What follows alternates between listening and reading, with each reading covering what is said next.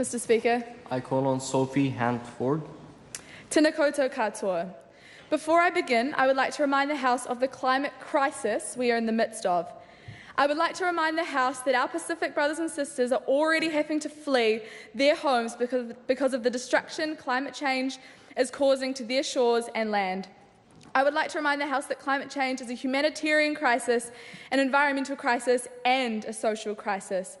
We are causing this crisis, and we have lit our own home on fire, but we also hold all of the power to put this fire out and create a better New Zealand for our people.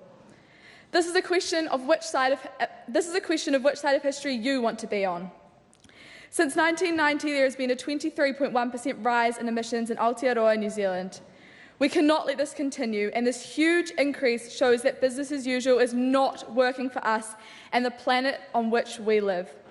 We are seeing mass extinctions, increasing weather events, and homelands being destroyed. For this reason, I commend this bill to the House and will vote for it, and I welcome the framework that it provides to go further.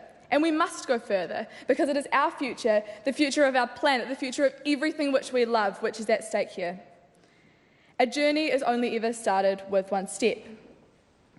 We cannot continue on as we are, seeing ourselves as separate from the whenua on which we stand.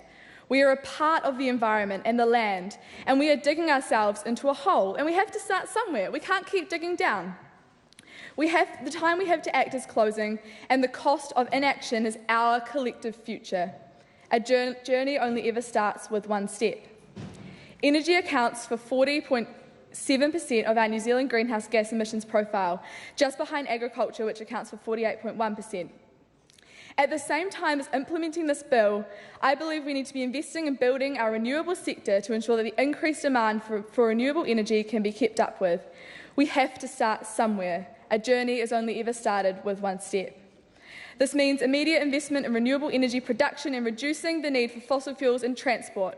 We must also retrain and take action through the provision of alternative jobs in clean, sustainable industries that don't harm the ecosystems on which we depend for survival. This must be done through meaningful partnerships with communities, tangata whenua and youth to ensure a just transition and that no one is left behind. Climate justice. This conversation is about everything. It's about everything that we love. It is not just about the environment and the planet. It is literally everything on which is on the planet as well. So for that reason, I will vote in favour for this bill, and I hope that you all will do so for our collective future and the future of everything on this planet and the planet itself. Thank you.